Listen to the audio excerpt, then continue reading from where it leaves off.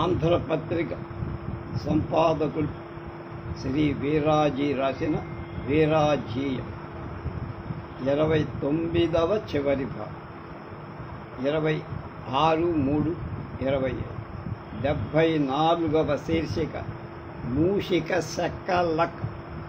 శాసనసభ్యుణ్ణి ఎలుక కరచి. అవునండి, ఎలుక అంటే మూషికం. ఎమ్మెల్యే గారి మాంసం రుచి ఎలా ఉంటుందో అన్న ఆశతో కరిచి. ఒక ఎమ్మెల్యేని ఒక ఎలక కరిచింది అంటే అదేం వార్త అంటారా? ఎమ్మెల్యే పల్లా వెంకటరెడ్డితో పాటు ఆయన గారి అనుయాయుల్ని కూడా కొన్ని ఎలకలు కరిచి సిపిఐ రక్తం రుచి చూడాలనుకున్నాయేమో ఈ ఎలకలు. సిపిఐ ఎమ్మెల్యే ఆయన గారి ఫ్రెండ్స్ వాటి కలుగుల్లోకి వెళ్తే కరిచాయనుకుంటున్నారా? లేదు. బెదవాడ స్టేట్ గెస్ట్ హౌస్ వారి ఆలీషాన్ రూమ్స్లో శయనించి హాయిగా నిద్రలోన గతమునంతా మరచిపోదామనుకుంటూ ఉంటే వచ్చి శాసనసభ్యుడి వేలు కొరికిందో కొంత కోణంగి మూషిక రాజు. డెఫినెట్గా ఇది అపోజిషన్ పార్టీ ఎలక కాదు, అవటానికి వీలు కూడా లేదు. ఎందుకంటే అది state guest house.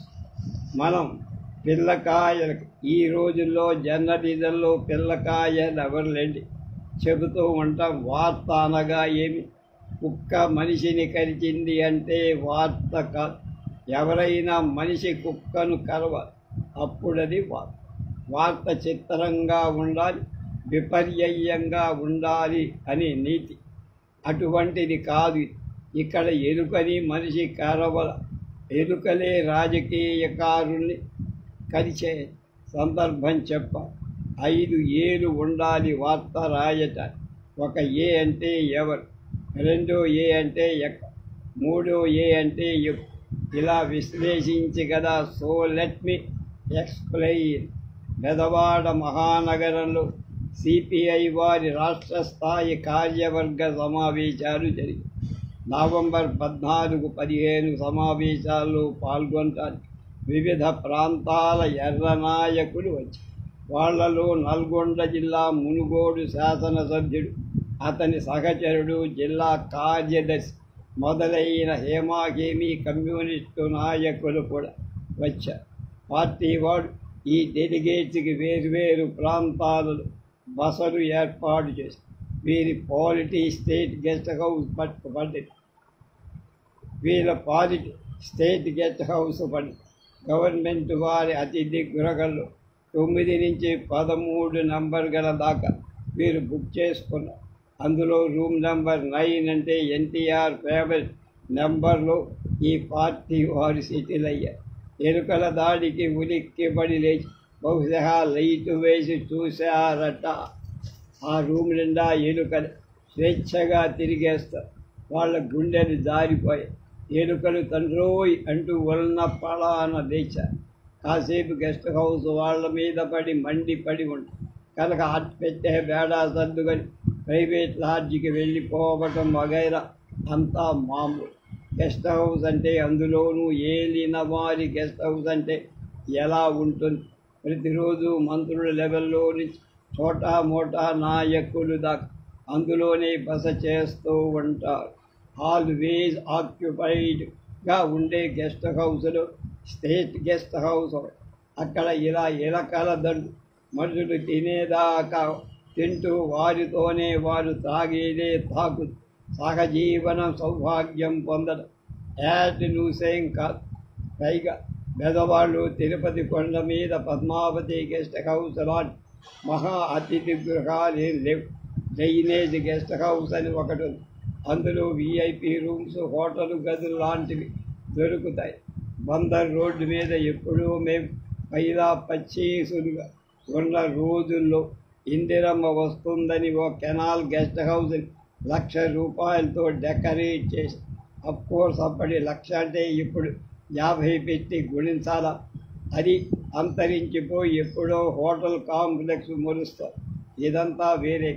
State guest హౌస్లో లోపలి కార్లు పోవటం రావటం తేలిక. దీనికి డిమాండ్ బాగా ఉంది. కానీ ఎలుకలు ఈ మధ్య ఇలా పేట్రేగిపోవటం కేంద్రంలో కాంగ్రెస్ పార్టీ బోలెడంత పల్లకి మోస్తున్న కమ్యూనిస్ట్ పార్టీ నాయకుల వ్రేలు కాలు కొరకడం విడ్డూరమే.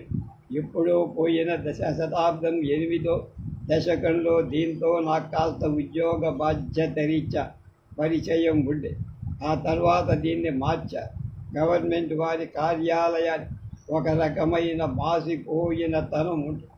దీనికి కాస్త మర్కీగా ఉంటాయి రూమ్, అంతేగాని ర్యాట్స్ గెలోడ్, ఎలుకల దండలు లాంటి హెడ్డింగులేవి ఈ మధ్య మీడియాలో కానీ ప్రింట్ మీడియాలో కానీ అయితే ఎలుకల మీద మనం ఇంత పని చెయ్యకూడదు. ఎలుకలు దోమలు మనిషి ఏమీ చెయ్యలేడు. అందుకే మనవాడు సామెత చెప్తాడు, ఇల్లు కొత్త అయితే ఎలుకలు కొత్త, గెస్టులు కొత్త కానీ గెస్ట్ హౌస్లలో ఎలుకలు కొత్త అన. అయితే ఏదో కలిసిమెలిసి ముక్కా చెక్క కురుక్కు తింటూ సీసాలోని సోమరసం ఉరికితే దాన్ని నాకు అవి వాటి మానాన్న అవి బతకాలి. కానీ ఎలుకలైనా రాజకీయ నాయకులైనా లివ్ అండ్ లెట్ లివ్ పాలసీలో పోవాలి. దీపాలుండగా అవి ఉగ్రవాద దాడులు చెయ్యకూడదు అని మనిషి ఒక తీర్మానం చెయ్యాలి. అంతేనా? ఈ సంఘటనని పార్టీ ప్రమేయం లేక అందరూ ఖండించాలని కూడా అంటారు. ఎలుకల్ని ఎప్పుడు ఎవడు ఏం చెయ్యలేవు. అవి మనిషి కన్నా బాగా సీనియర్. ఈ పుణ్యభీమి మీద ఎలుకల్ని కూడా మచ్చిక చేసుకుందాము. వెయ్యైన ఆది మానవుడు ఎప్పుడో భూమి పుట్టక ముందే అది దేవుడికి వాహనంగా ఈ మూషికాసురుణ్ణి వాహనంగా పెట్టారు. అనంతోడి బ్రహ్మాండాలు బొజ్జలో పెట్టుకున్న ఏనుగు తల దేవుడు ఎంత భారంగా ఉంటాడు. అయినా ఈ ఎలుకగాడు ఆ భారీ కాయాన్ని వీపుపై ఎక్కించుకొని బుల్డోజర్లా వెళ్ళిపో. కుక్కల తరువాత ఈ పవిత్ర భారతదేశానికి వచ్చిన ఇరాన్ గుర్రాన్ని మచ్చిక చేసుకున్న మనిషి గొప్పవాడు. కుక్క మాంసాహారి, గుర్రం శాకాహారి, రెండూ కూడా మనిషికి చాకరీ చేస్తాయి. కానీ ఈ ఎలుకల్ని ఏమి చెయ్యలేకపోయి అవి ఉభయహారం, వెజ్ అండ్ నాన్ వెజ్ రెండూ హ్యాపీగా లాగిస్తాయి. పాలు, బీరు, విస్కీ, బ్రాందీ, కాఫీ లాంటి వాటికి ఇస్తాయి. పార్టీలంటే ఫుడ్ పార్టీలు మరీ ఇస్తాయి. మన దేశంలో తిండి గింజల గోదాంలు వేల టన్నుల కొద్దీ ఉన్న ఆహార పదార్థాలు రుచి ముందే చూస్తాం.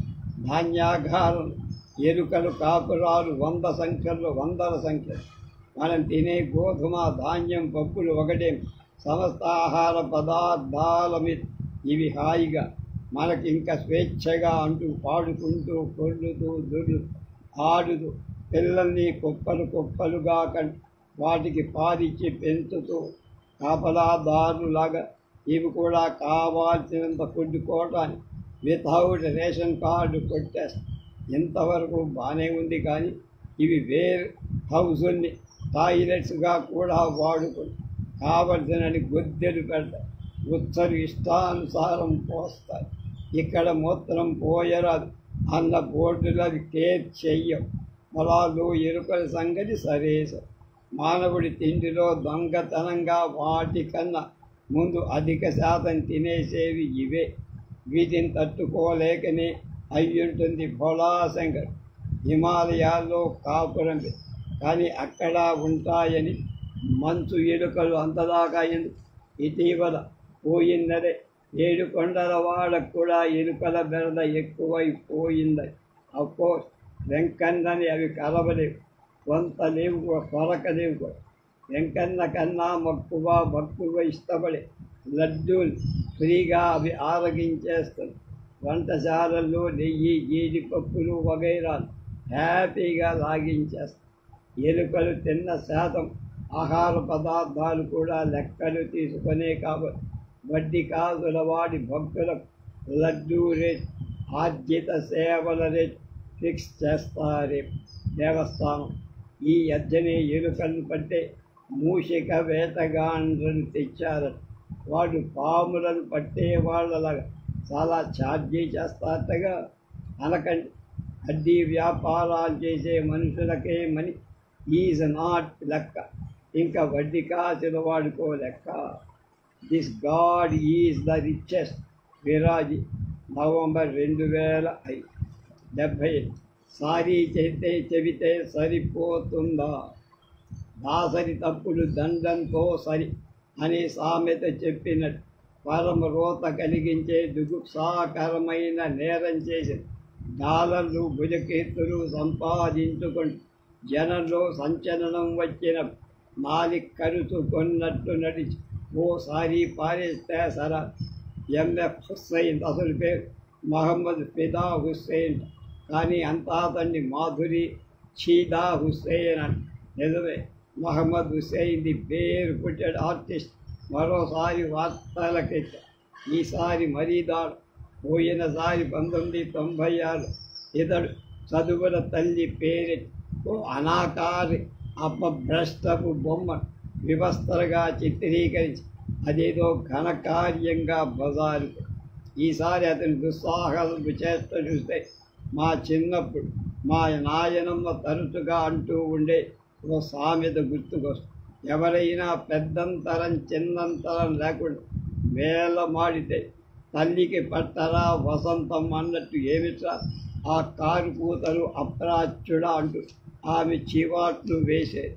ఎంఎఫ్ హుస్సేన్ అయితే అలాగ చీవాట్లు వేయి. భారతమాత అన్నది ఒక కాన్సెప్ట్. అది 100 కోట్ల మంది భారతీయులకు మాత్రమేగా. ఈ భూగోళం మీద హిందువులు భారతీయులు ఎక్కడ ఉన్న వాళ్ళకి భగవద్గీత, బైబిల్, ఖురాన్ లాంటి పవిత్ర గ్రంథ సాహిబ్ యథార్థంగా ఉండి మనసుకు తాకు. ఆమె భరతమాత కూడా మనకి దేవతయే. మనందరి కోరిక మా తుజే సలాం అన్నారు. వందే మాతరం అంటూ ఏఆర్ రెహమాన్ ఎలుగెత్తి చాట. దుబాయ్ వెళ్ళి అక్కడ వేల మంది సమక్షంలో వందే మాతరం అంటూ తన ట్యూబుతో కమ్మగా అరిస్తే సప్తస్వరాల మేళవింపై అది అలలుగా ఆకాశాను హద్దులు దాటి మన ఇండియాలో మన వాళ్ళందరి చెవులకే కాదు కళ్ళు కూడా తెరిపి అదే అందరికీ మధుర కంఠమై. సుబ్రహ్మణ్య భారత్, అరవింద్, బాలగంగాధర్ తిలక్, మహాత్మా గాంధీ, బంకించంద్ర చటర్జీ, ఏఆర్ రెహమాన్ రూపకల్పన చేసుకొని ఆరాధిస్తున్న అమ్మ భారతమాత అశ్లీలంగా వివస్థలుగా చిత్రించి దేశ రాజధానిలో ఒక ఎగ్జిబిషన్లో ప్రదర్శించి వేలం వెయ్యాలనుకున్నాడే. కాలం కర్మం కలిసి రాదు. ఈ కర్మ భూమిలో ఇంకా జాతీయతకు సెలవు వేయటం జరగల. దీంతో ఉప్పొంగిపోయింది ప్రజా దుఃఖం. సరస్వతి అంటే ఒక పొలిటికల్ పార్టీకి చెందింది. భారతమాత అంటే మరో రాజకీయ వర్గాలకు చెంది అనేంత దుస్థితికి దిగజారిపోయింది. మోడర్న్ ఇండియాలో ఈ మాత్రం జవజీవాలు ఇంకా ఉన్నాయన్నట్టు సాగింది నిరసన వెలు. గోవా, పాంజిములు మొదలు ఢిల్లీ, కలకత్తా, ముంబాయిల దాకా హుస్సేన్ కుటిల ఒక్కర వృద్ధ బుద్ధి ఎలా బూరెలు తింటోందో చెబుతూ పైలా పచ్చేసుదొకరు యువత పబ్లిక్గా కోపం ప్రదర్శించి రాజధానిలో రాహుల్, ప్రియాంక, బ్రిగేడ్ అన్న అభిమాన యువసేన సోనియా గాంధీ చెవిన పడిన వీధుల వెంట బజరంగ్ దళ్, విశ్వ హిందూ పరిషత్, భారతీయ జనతా పార్టీలు మాత్రమే కాదు మెడ మీద తలలోపల మెదడు ఉన్న సభ్య ప్రపంచ సభ్యులంతా 1996 నాటి సన్నివేశాలు జ్ఞాపకం చేసుకుంటున్నారు. దుఃఖం. ఇదేం పాడు బుద్ధి. వచ్చే ఈడికి పెదపు బుద్ధి పోకపోతే చచ్చే ఈడికి పెదప బుద్ధి రాకపోతే అంటూ మహిళాలోకం వెతికలు. పైగా ఈ బొమ్మని అమ్మి కాశ్మీర్లో భూకంప బాధితులకు విరాళం ఇస్తాడా? ఈ గడ్డాల మాయ చిత్రగాడు అంతకన్నా ముష్టి ఖైరా తీసేసి ఆ డబ్బులు ఇవ్వరాదా బాధిత జనాలకి అంటూ ఆవేదన పడ్డ మన జనాలకు ఫ్రీడమ్ ఆఫ్ ఎక్స్ప్రెషన్ పేరు బలపరిచే వారు ఉండొచ్చు. కానీ ఇది చూడండి, పారిస్లో ఫ్రెంచి మాసపత్రిక చార్లీ హెబ్డోలో పోయిన బుధవారం మహమ్మద్ ప్రవక్త మీద పడ్డ కార్టూన్ చిత్రాల మీద ఎలా మంటలు చెలరేగాయి. ఈ కార్టూన్లు డేనిష్ పత్రిక మొదట వేసి వాటిని ఫ్రెంచి కార్టూన్ల పత్రిక పునర్ముద్రి. వీటి మీద ఆఫ్ఘనిస్తాన్ మొదలు షడ్డా దాకా అన్ని ముస్లిం దేశాలను హింసాకాండ చెలరేగిపో సామాన్య జనం ఆహుతైపోతున్నారు. ఐక్యరాజ్య సమితి ప్రధాన కర్సి కోఫీ అన్నం తక్షణమే స్పందించి ఈ కార్టూన్ల అచ్చు వేసిన పత్రికల్ని కూడా మందలించారు. అటు ప్రపంచం వైపు మనం కూడా ఇండియన్స్ అంటే ఛాందస్, అంధవిశ్వాసం, మూర్ఖులు, దేవుణ్ణి దేశాన్ని బొమ్మలుగా చేసి ఆరాధిస్తారు అంటూ ఖండించే ముందు ఒక్కసారి కళ్ళు తెరిచి ప్రతిమా లోకాన్ని చూడాలి. జనజాగరణ సమితి, విశ్వ హిందూ పరిషత్తులు మాత్రమే భారత మాత పట్ల ఎటువంటి అపవిత్ర అత్యాచారం జరిగినా ఖండించి అందరూ పరుగులు తీయద్దా, నిరాయుధులుగా నిశ్శబ్దంగా అహింసాయుతంగా ప్రొటెస్టులు చేయాల్సిన తరుణం ఇది కాదా? మౌనంగా రన్ ఫర్ మదర్ల్యాండ్ ఆర్గనైజ్ చేయాల్సిన సమయం కాదా? అయితే హింస వద్దు, దూషణ వద్దు, కుక్క కరిచింది అని దాన్ని మనం కలుస్తామా అనేవాడు మా ప్రొఫెసర్ గారు. అయితే ఈలోగా మాధురి ఫిదా హుస్సేన్ ఓసారి పారేసి జనాలను నేనిలా మీరంతా హర్ట్ అవుతారనుకోరా అంటూ ఓ అపాలజీ పారే. వేలం పాటకు పెట్టిన పెయింటింగ్ ఉపసంహరిస్తున్నాను, కానీ వెబ్సైట్ల మీద పెట్టిన ఈ దేశద్రోహ చిత్రం మాటేమి? లోగడ సరస్వతి భంగం చేసి ఇట్లాగే అపాలజీ ఇచ్చి వృక్షాంగన స్వాతి సోమనాథ్ కామసూత్రాల విషయం హుస్సేన్ చేసిన వ్యాఖ్యలు ఖండించింది. లోగడ సారీ చెప్తే చాలా అంటూ వేసరి కామసూత్రాపురం శృంగారాటు మోక్ష అంటూ రంగస్థల నృత్య ప్రదర్శనలు ఇస్తున్న స్వాతి సోమనాథం ఎంత నీటుగా హుందాగా చేస్తుంది. అదే కామసూత్రాలు కించపరిచే విధంగా హుస్సేన్ మియా లోగడ వాడు ఆమె తీవ్రంగా తిట్టి అవతలవాడు. ఆ మాటకొస్తే మన దేశంలో భక్తి అన్నది ముక్తి కోసం పోయి చాలా కాలమే, అంతా రక్తి కోసమే లేదా భుక్తి కోసమే. పాపం ఆ మధ్య వైజాగ్లో మహోత్సవాల పేరు జ్ఞానం లేని పిల్లలు విఘ్నేశ్వరుడు పార్వతిని లంగాల మీద గుండెల మీద ధరించి చౌచౌ ప్రదర్శిస్తే తెగ బాధ పడిపోయి మరుగుదొడ్డిలోని గాజు దిమ్మల మీద హిందూ దేవుళ్ళ బొమ్మలు వేస్తే మన సెక్యులరిజం విశాల హృదయం అపార్థం పాలవుతుందేమోనని పుట్టిన పేనుల ఊరుకున్న right left middle political party ఇవాళ కూడా ఊరుకుంటాయి. కానీ కోఫీ అన్నన్ గారి అడుగుదాడల్లోనైనా మన నాయకత్వం మేలుకొని మదర్ థెరీసా నుంచి మదర్ ఇండియా దాకా తన వంకర కుంచెకు బదిలిస్తున్న ఆర్టిస్టుల చేష్ట పబ్లిక్గా ఖండించాలి. NDRI ఈ బొమ్మల్ని వేలం కోసం అంగీకరి సదర్ ఆర్ట్ గ్యాలరీ క్యూరేటర్ మొదలైన అధికారులు అభిశంసించాలి. చెప్పులు లేకుండా ఓ వెస్ట్రన్ క్లబ్లోకి వెళ్ళాలనుకుని హుస్సేన్ని వాళ్ళు బయటికి గెంటవతల పారేసి లోగడ దాని మీద కోర్టుకి వెళ్ళారు. ఇక చెప్పులతో వెళ్ళిన అతన్ని ఇండియన్ సమాజం ఇవ్వాలి. అందరు అయినా మన హై అంటుంది అందరు. క్రికెట్ వార్తలు సెల్ ఫోన్స్ల మీద ఇవ్వద్దు లాంటి ఆంక్షలు పెట్టి సుప్రీంకోర్టు వారు ఈ హుస్సేన్ చేష్టల మీద స్పందించారు. పత్రికలోని వార్తలని సుమోటావుగా తీసు స్టాప్ దిస్ బ్లాస్ఫెమీ అంటూ ఆదేశించద్దా అంటూ అడిగాడు ఒక మీడియాకు చెందిన యువ ప్రతినిధి. Let they be national pride at least I say. విరాజీ 2006 ఫిబ్రవరి. రద్దు ఎత్తుగడతో జనం చిత్తు దాచుకున్న డబ్బు తుదకు దొంగలెత్తురో దొరల కవునో అన్నారు. కానీ ఉంది, దోచుకున్న డబ్బు తుదకు దొరల బొక్కసంలో పోయేటందుకు ఓ బ్రహ్మాండాస్త్రం అకస్మాత్తుగా ఏమాత్రం వార్నింగ్ లేకుండా సంధించాడు నరేంద్ర మోడీ. కానీ గుర్రాన్ని గాడిని ఒకే గాట కట్టిన సామాన్యుడికి కళ్ళు మోసి సాచి లంపకాయ కొట్టిన దిమ్మ తిరిగిపో.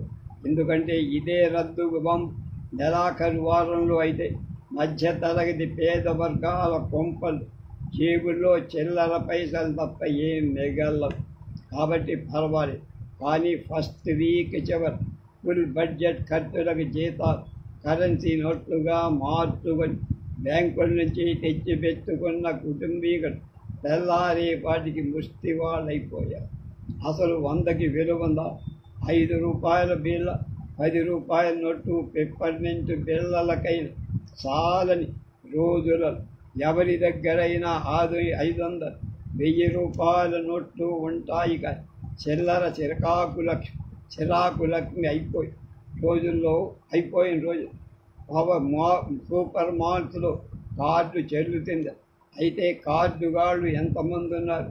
పైగా మాల్స్కి వెళ్ళాలంటే అందరికీ 2 వీలర్ కానీ 4 వీలర్ కానీ ఉంటాయా? ఆటోలో వెళ్ళాలి. ఆటో పిలవగానే 100 కాగితాలు ఉన్నాయా అని అడుగుతారు.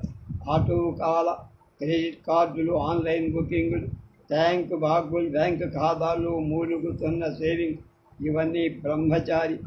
అది భార్య ఉన్న బ్రహ్మచారి అయిన పెద్ద మనిషి ఏం కావాలని రూపాయి తెయ్యక్కర్లేని పెద్ద మనిషి మోదీ గారికి ఎలా తెలుస్తుంది ఈ కష్టాలు అని జనవాడు. బ్లాక్ మనీ కాదు, మా దగ్గర ఉన్నది రెడ్ మనీ అన్నాడు స్కూల్ టీచర్. అంటే రక్తం ధారపోసి సంపాదించుకున్న పైస. వాళ్ళ మనవరాలు ముందు రోజే వచ్చి దాని పాకెట్ మనీ అంతా 500గా మార్చుకొని నాయనమ్మ దగ్గర. దాంతో ఆమె పొద్దున్నే లాటరీ సొమ్ము వచ్చినంత ఆనందంగా ముసిముసులు నవ్వుతూ వచ్చి నా దగ్గర 2500 ఉన్నాయ. అంతలో మా మనుమరాలు వచ్చి నీ వేలు నువ్వే తీసుకో, నా 100 నాకు ఇచ్చి అని కూర్చో.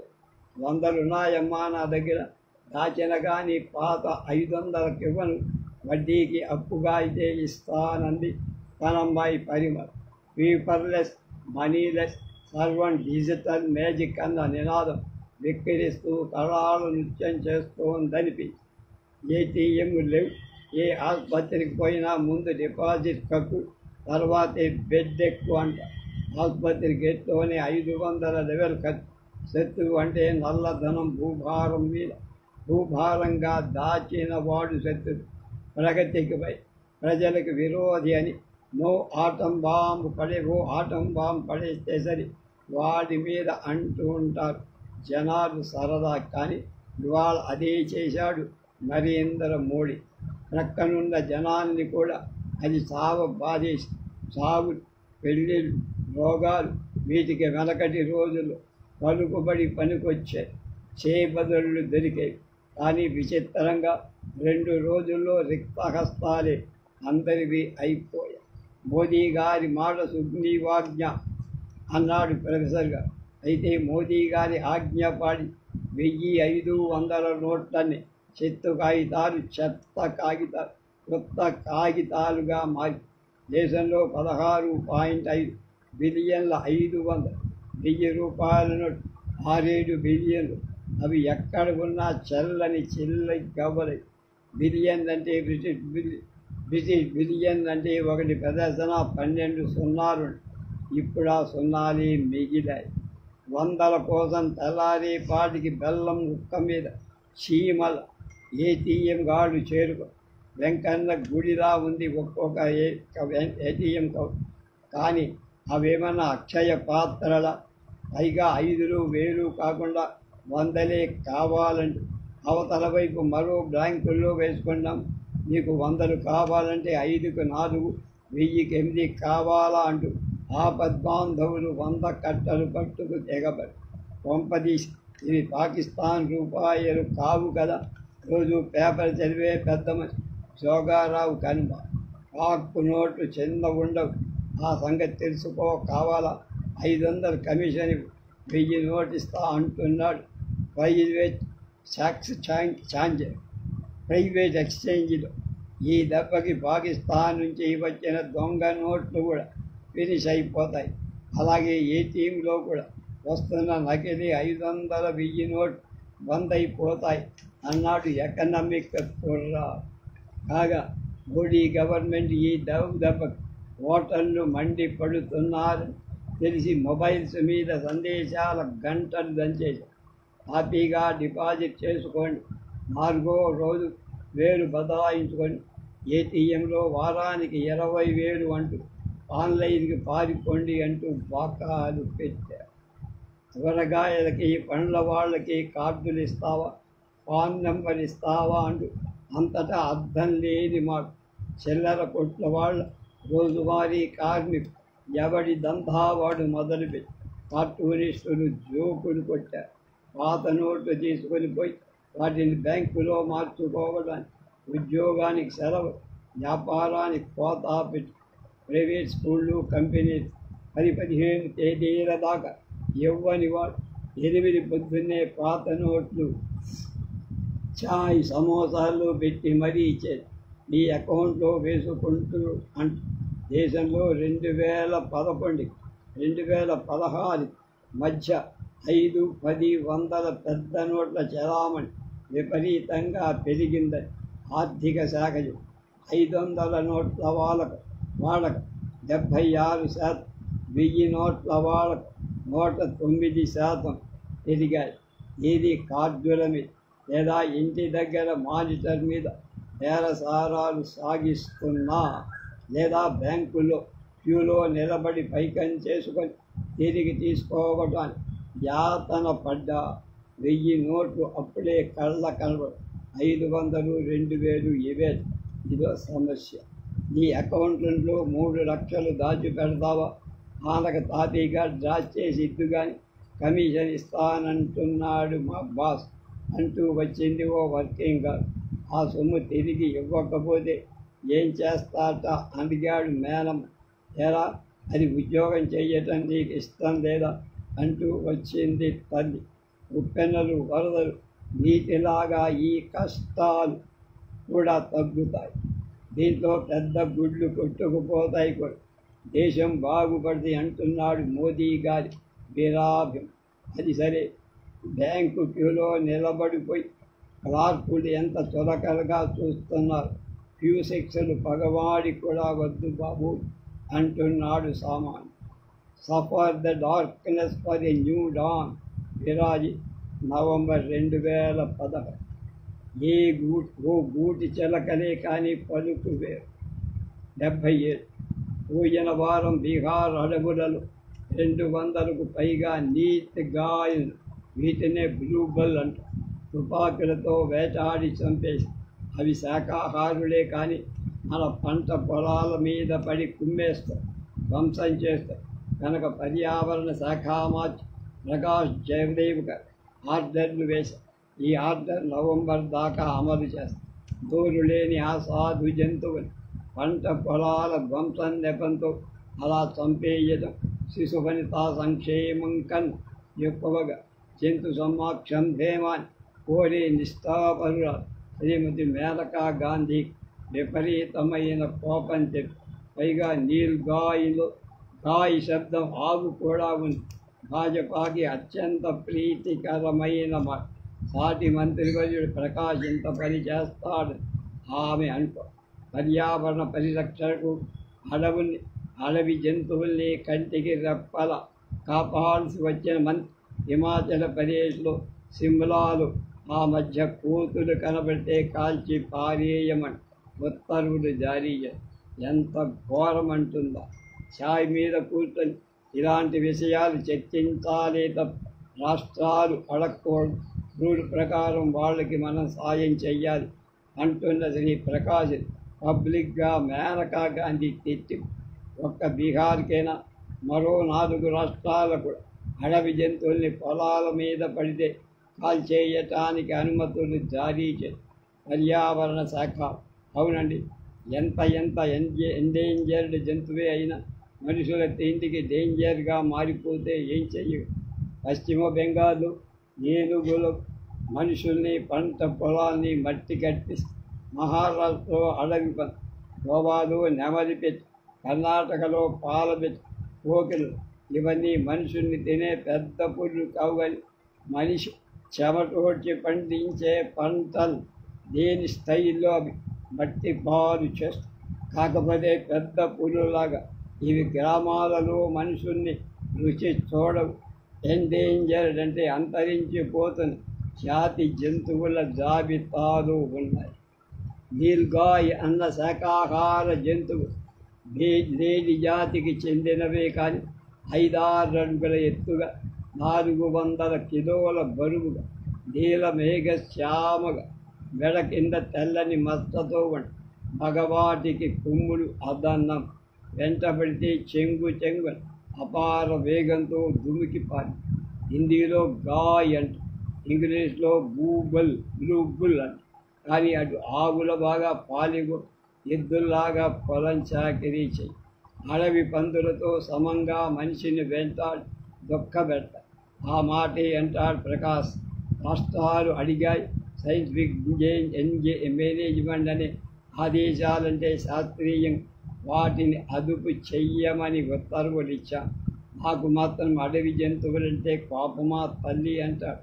కాదు, కల్లింగ్ అంటే మాకు వ్యామోహం అంటుందా. వీరు అదే పనిగా అడవులు తగలబెడుతూ ఉంటే పాపం ఆ సాధు జంతువు ఎక్కడికి పోతాయంటే గలగల్లాడిపోతోందా గొప్ప వాగ్దాటి. ఇంగ్లీష్లో కల్లింగ్ కన్నా కిల్లింగ్ కన్నా తెలుగులో చంపటం అనే అర్థం కాకపోతే మనిషికి సోకే వ్యాధులున్న ఎన్ని కోళ్ళని ఆ మధ్య ఎన్ని ఆవులు అసంఖ్యాకంగా చంపేయలా. అలాగే అటువంటి కల్లింగులోనే ఇప్పుడు తప్పనిసరిగా చేస్తున్నామంటే మేనకమ్మ ఒప్పుకోదే. ఈ ఇద్దరు ఇలా సిగపట్ల గోత్రం అయిపోయి ఢీ అంటే ఢీ అనుకోవడం, మంత్రులనే కాక అందరినీ చెకితురాని చేసి ఒకే గంప కింద కోళ్ళు కదా. అలా నీల్గాయ్ కోసం గాయ్ అంటూ పరస్పర దూషణ భాష సంధించుకోవడం ప్రధానమంత్రి దాకా పూర్తి ఏమవుద్ది.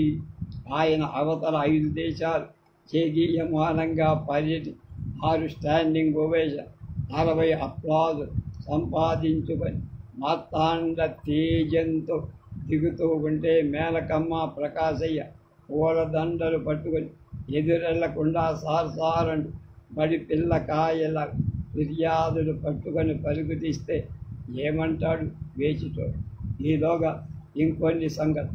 మహారాష్ట్రలో చంద్రాపూర్ అడవుల్లో అడవి పందుల్ని గజవేటగాళ్ళని పిలిపించి మరీ మట్టు పెట్టు అవి పొలాన్ని నాశనం చేస్తున్నాయి అనే నెపం. ఈ పాటికో 200-300 అడవి పందులు గుర్రుమంటూ పరుగులు తీయకుండా నేల కొరిగిపోయి ఉంటాయి. గోవాలో వంట శత్రువులైన పక్షుల మీద తుపాకులు గురి పెడుతున్నారు. ఉత్తరాఖండ్లో నెమలి పిత్తల్ని మట్టు పెడుతున్నారు. ఇదంతా సైంటిఫిక్ మేనేజ్మెంట్ అంటారు. కల్లింగ్ ఓకే, కిల్లింగ్ నేరం కదా. బీహార్లో చాలా కాలం నీల్గాయ్ కాదు హాయ్ మనుషుల పాలిటి పీడ పంటల పాలిటి చీడ అంటూ వాపోతూ ఉంటే కేంద్ర మంత్రి ఆదేశం రాగానే ఒక్క ఉదుట నీల్గాయిని మీదికి తుపాకులు వేటగాండ్రుని తోలితే వాళ్ళు నేను చంపలేను సార్, పాపం వచ్చుద్ది అన్నారు. అంచేత మన హైదరాబాద్ నుంచి యమా షూటర్స్ని తీసుకుపోయి నీల్గాయలని అంతం చేశారు అన్న ఆరోపణలు కొనొచ్చు. మేనకా గాంధీ లోగడ పర్యావరణ శాఖ మంత్రిగా చేసి జనదేకరికి ఆమె చిన్న పిసరు కర్షణలు లోగడ కూడా జరిగి అడవులలో ఉన్న జంతువుల్ని చంపటం కాదు, అడవుల్ని కాపాడ అంటున్నారు. పాత కోపాలున్నాయి. నేను రాష్ట్రాలు అడిగితే సత్య ప్రకారం కోతుల్ని అడవి పందుల్ని ఏలుగని నెమళ్ళని కూడా క్షుద్ర జంతువులుగా పరిగణించవచ్చు అన్నారు. కనుక వాటి పరిమిత కాలంలో చంపేయవచ్చు అన్నది సార్. కనుక అలా చేశానంటాడు జయదేవ్ మహాశయుడు. మేనకా గాంధీకి పాత కోపం కొత్త ఉక్రోషం ఏదైతే ఇలా ఇద్దరిని రోడ్డు మీదకి చూద్దాం, చెరువు మొట్టికాయ పడతాయి. Conservation of the forest is the best remedy. వీరాజు డిసెంబర్ 15, 2017. 78 గో సంరక్షణ మహాయత్నం. అసలు చేర్పించేటప్పుడే అమ్మ ఆవు కనుక ఇల్లు నేర్పించే పిల్లలకి అమ్మ ఆవు రెండు ఓ ఇంట్లో ఉంటే ఆ ఇంట ఉన్న పిల్లలకి వేరే రక్షణ అక్కర్లేదు. గోవధ నిషేధిస్తూ దాన్ని ఏనాడు సరిగ్గా అమలు చేయకపోయి మన దేశంలో చాలా రాష్ట్రాలు ఎంతో కాలంగా ఒక చట్టం ఉంది. గోవుమాలక్ష్మికి కోటి దండ. గోమూత్రాన్ని ఘనత వహించిన అమెరికా వారి పేటెంటుగా కొట్టేది. కాకపోతే ఒక పక్క గోమాత పసుపు కుంకుమ అద్ది మొక్కుతూ పూజలు జరుగుతుంటే ఆ దగ్గరలోనే బీఫ్ షాప్ తాటికాయలంతే అక్షరాల బోర్డుతో వెలిగిపోతుంది. దీన్ని వైవిధ్యం అనవా? మనకి ముసలి ముతక అయిపోయి గుడ్డిపోయిన ఆవుల్ని డాక్టర్ సర్టిఫికేట్ చూసి కోసుకొని వండుకొని తినేయచ్చు. స్టార్ హోటల్స్ ఎద్దు మాంసం గేదె మాంసం కన్నా చవకటకు. కానీ అసలు గోసంతి తినే అంటే ఎద్దు దూడని కూడా నరికి ముక్కలు చేసుకొని వండుకొని ఆరగింత పొడ. అన్ని హోటల్స్లో కానీ షాపుల్లో కానీ ఆఖరి ఇంట్లో అయినా కానీ ఆవు జాతికి చెందిన మాంసం ఉంటే దాన్ని తింటే అందుకు కారణమైన శాల్తీని పట్టుకుపోయి 5 ఏళ్ల దాకా శ్రీకృష్ణ జన్మస్థానం తోసెయ్యటమే కాదు 10,000 రూపాయల దాకా జరిమానా నశాలానికి అంటేలా దిగ్గొడతామని మహారాష్ట్ర గవర్నమెంట్ చట్టం చేసి కూర్చు. అక్కడ ఉన్నది భాజపా శివసేన సర్కార్, కేంద్రంలో మోదీ. ఆ తర్వాత 20 సంవత్సరాలు ఇంచుమించు రాష్ట్రపతి అటక మీద పూల కంపు కొడుతూ ఉన్నది ఈ బిల్. ఇప్పుడు రాష్ట్రపతి గారి ఆమోదంతో మహాప్రభుత్వం గేదెల మాంసం తినడాన్ని నిషేధించాల. కానీ అక్కడ మార్కెట్లో గేదె మాంసానికి మొత్తం బీఫ్ మార్కెట్లో 4వ వంతు మాత్రమే గిరాకీ. కాకపోతే గేదెల మాంసం ఎగుమతికి బాగా పని. అయితే గోసంతతిని కబేళాలు వది మార్కెట్కి చేసేవాళ్ళు అమ్మే వాళ్ళకి చాలా కష్టం నష్టం రాబో. బీఫ్ బుచ్చర్ల సంక్షేమ సంఘం వైస్ ప్రెసిడెంట్ అయితే ఇంతేజార్ ఖురేషీ కులస్తులు ఆందోళనకి కోర్టుకెక్కడానికి ప్రోత్సహిస్తారు. బొంబాయిలో రోజుకి 9 లక్షల బీఫ్ చెల్లుతారు. ఎద్దు మాంసానికి గిరాకీ చాలా ఉంది. కానీ మొత్తం గోజాతి జంతువులకు ఈ కొత్త చట్టం పూర్తి రక్షణ ఇవ్వడంలో 900 మంది బీఫ్ అమ్మకందారు బజార్న పడతారన్నది వాళ్ళ ఆందోళన. గొడ్డు మాంసానికి బదులు గేదె మాంసం అంటే ఇంత బేరాలు రావు. బీఫ్ కిలో 180, అమ్మే దగ్గర గేదె మాంసం 300 దాకా అమ్మాలి. ఇక మీద అంటున్నారు అంటే కింద ఆదాయం గ్రూపు వాళ్ళు దెబ్బతింటారు. ఎంతసేపు ఈ బేరసారాల ధోరణి కానీ పొరుగున ఉన్న దేశంతో పోల్చుకొని సెంటిమెంట్ అత్యధిక సంప్రదాయం అభిరుచి వైగారాలు గౌరవం ఇచ్చి వేరే మాంసం భుజించాలని నాన్ వెజిటేరియన్ అనుకుంటే గోవధ నివేశనం అమలుకు ఏమీ ఇబ్బంది రాదు. గోసంతతి చర్మంతోనే మంచి చెప్పులు, మంచి సంచులు, మంచి బెల్ట్లు వస్తాయి కనుక వాటిని వధించి తినాలనుకుంటే ఎట్లా అనిగాడు సామాన్య మానవుడు. ఇంతకీ ఈ విశాల భారతదేశం అంతటా ఒకే రకమైన ఆహారపు అలవాట్లు లేవు. కానీ బీఫ్ తినడం కొంతమంది ప్రతిష్టగా చేసుకోవటంతో పొలిటికల్ కాన్సెప్ట్ సరే. పొరుగు దేశాల్లో నిషేధింపబడ్డ బాతు మాంసం ఎవరైనా అక్కడ తింటున్నారా? తిననిస్తాయా? అక్కడి గవర్నమెంట్ సందర్భవశాత్తు ఓ మాట చెప్పారు. 2012 పాకిస్తాన్లో సుప్రీంకోర్టులో 3 న్యాయమూర్తుల ధర్మాసనం అంటే తనంత తానుగా కేసు విచారించి సుమోటో పాక్లో పోర్కు అన్న మాటే ఉండదు. కానీ అప్పుడు ఒకసారి విదేశాల నుంచి దిగుమతి చేసుకున్న కోళ్ల మేతతో పంది మాంసం కాస్త చేరినట్టు తెలియడంతో పెద్ద కోర్టు వారు తక్షణం ఆ మేతని తిరిగి సదరు దేశాలకు పంపించాలని తీర్పు చెప్పి లోకల్ కంపెనీల మీద భారీగా జరిమానాలు విధి. అటువంటి కల్తీ సరుకు దేశంలోకి రానిస్తే అంటూ హెచ్చరి. అయితే పోనీ దీన్ని ఎరువుగా తొక్కేస్తామంటూ కంపెనీ లాయర్లు మొత్తుకొని ససేమిరా ఈ పోర్కు కలిపిన మేత మా భూమిలో 1000 కోట్లు తిరిగి కస్టమర్ సొంతం వగేరా చెల్లించి మళ్ళీ పంపించెయ్యమని సుప్రీంకోర్టు ఉత్తర్వు చేసిందన్న వార్త అప్పట్లో ప్రాచుర్యంలోకి వచ్చింది.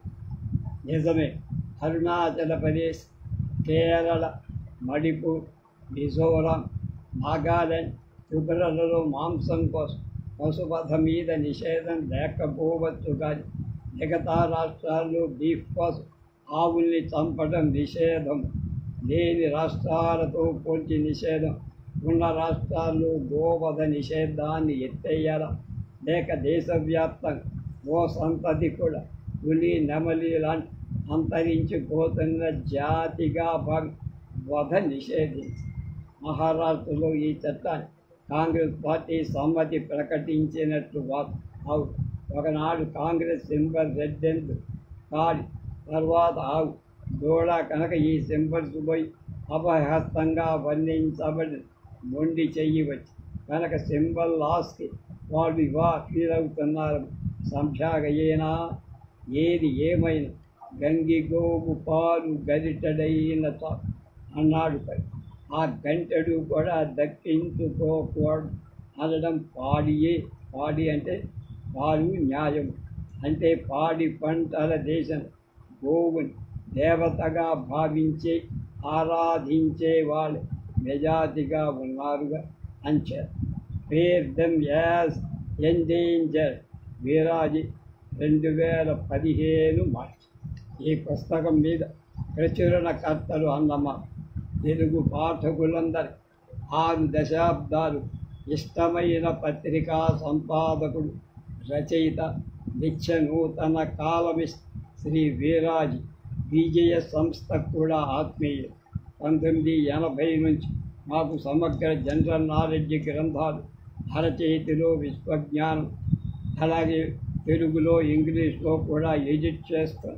వారి ప్రతిష్టాత్మకమైన వీరాజీ ఆంధ్రభూమి డైలీ 1000 వ్యాసాల మైలురాయి దాటుతున్న సమయం. ఆ శీర్షికలో ఎంపికైన వ్యాసాలు ఇలా సంపుటంగా అందించటానికి చాలా ఆనందంగా. ఎందుకంటే ఆయన జర్నలిజంలోనూ, నవల, కథా రచయితలో ఒక ట్రెండ్ సెట్. 2006లోనే మరి సాహితీ స్వర్ణోత్సవం హైదరాబాదు జ్ఞానపీఠ అవార్డు గ్రహీత శ్రీ నారాయణ రెడ్డి గారి అధ్యక్షత జేగీయమానంగా జరిగి 2010లో ఆయన పత్రికా రచనకు ఆంధ్రప్రదేశ్ ప్రభుత్వం విశిష్ట అవార్డుని అప్పటి ముఖ్యమంత్రి కె. రోసయ్య గారి చేతుల మీదుగా అందుకు తెలుగు విశ్వవిద్యాలయం రచయితగా కీర్తి పురస్కారం, జర్నలిస్టుగా అత్యుత్తమమైన ప్రతిభా పురస్కారం అందుకు. 1990 2000 దశాబ్దానికి అమెరికన్ సంస్థ ఏబిఐ నుంచి distinguished leadership award, international Penguin publishing house the rising personalities of India gold medal, అంతర్జాతీయ సంస్థ IIFS భారత జ్యోతి ఆరాధన సీరియల్ జర్నలిస్ట్ అవార్డు, పులికంటి సాహితీ award, Vadlamudi Rammohan Rao serial award, అలాగే నారద జయంతి అవార్డు, బుచ్చిబాబు కథా సాహితీ award, BR Narla award, TSR ఉత్తమ journalist award, Mallapudi Ramana Bapu award, మళ్ళకు ఎన్నో అవార్డులు అందుకు. కేంద్ర సాహిత్య అకాడమీ సెమినార్స్, వర్క్షాపులకు విశిష్ట పత్రాల సమర్పణ చేస్తూ అనేక సెమినార్లకు వన్నె తెచ్చి ఎన్సైక్లోపీడియా ఆఫ్ లిటరేచర్, సెంట్రల్ సాహిత్య అకాడమీ 3rd వాల్యూమ్ ఆయన కంట్రిబ్యూషన్లు ఉన్నాయి. కేంద్ర రాష్ట్ర సాహితీ అకాడమీ సంస్థలు వీరి రచనలు స్వీకరించాయి. విజయవాడ ప్రెస్ క్లబ్ 2 సార్లు 73-75 అధ్యక్షులు. వర్కింగ్ జర్నలిస్టుగా APUWJ యూనియన్ గోల్డెన్ జూబిలీకి సన్మానం అందుకున్న. ఆల్ ఇండియా రేడియో నాటకాలు రాస్తూ ప్రసంగాలు చేస్తూ ఆ సంస్థ ప్లాటినం జూబిలీకి సన్మానాలు కూడా పొందారు. తన పొయ్యినీర్ నవల తొలి మలుపుతో శ్రీకారం చుట్టి రాతి మీద ఎదిగి ఎదగని మనిషి సుఖం కోసం విడివడని చెక్కులు మొదలై 25 నవలు, 5 కథా సంపుటాలు, 3 కవితా సంపుటాలు, ఒక శ్రవణ కథ సిడి, వీరాజీ కథానికలు అనే ఆడియో సీడీ, వ్యాస మంజూష వంటి అనేక వ్యాస సంపుట, 100కు పైగా గ్రంథాలు రాశారు వీరాజీ. 1982 సోవియట్ యూనియన్ ఆహ్వానం మీద రష్యా, లాత్వియా, ఎస్తోనియా, జార్జియా మొదలగు రాష్ట్రాలు పర్యటించి రష్యా యాత్రానందం అన్న ట్రావెలోగ్ రాశారు. 12వ ఏట నుంచి స్కూలు పత్రికలు ఎడిటింగ్తో మొదలుపెట్టి ఆంధ్రపత్రిక, మున్నగు పత్రికలు ఎడిట్ చేసే స్థాయికి ఎదిగిన, ఇంకా అవిశ్రాంతంగా ఎత్తిన కలం దించకుండా రాస్తూనే వారి ప్రతిభ ఈ ప్రచురణ ఒక కాలు విజయీభవ అందిస్తూ ఉన్న శరణ్ రామారావు అధినేత విజయ పబ్లిష్, అమలాపురం, విజయవాడ, హైదరాబాద్, డిసెంబర్ 2018.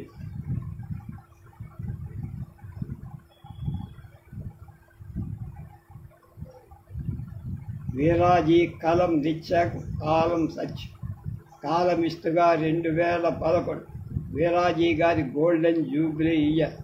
ఆంధ్రపత్రిక, దిన వారపత్రిక, పల్లకి, వీక్లీలలో నిరాఘాటంగా 30 సంవత్సరాలు కొనసాగిన వీరాజీ గారి సామాన్యుడి సడుగు ఆ రంగంలో ఒక ట్రెండ్ సెట్.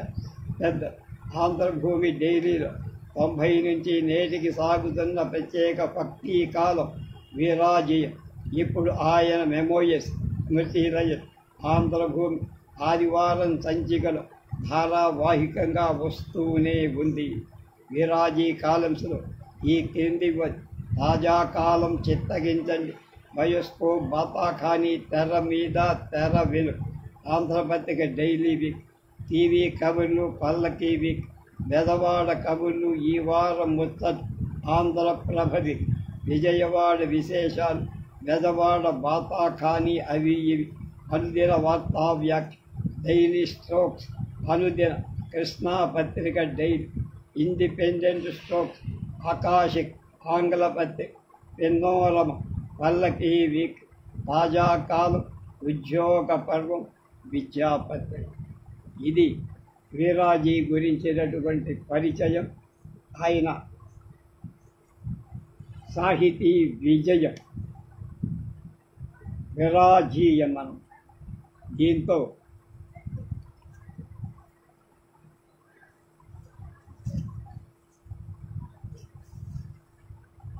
వీరాజీయం 29వ ఎపిసోడ్తో మనం పూర్తి చేసాం. రేపటి నుంచి ఇదే సమయంలో ఇంకొక విషయం తీసుకుంటాం.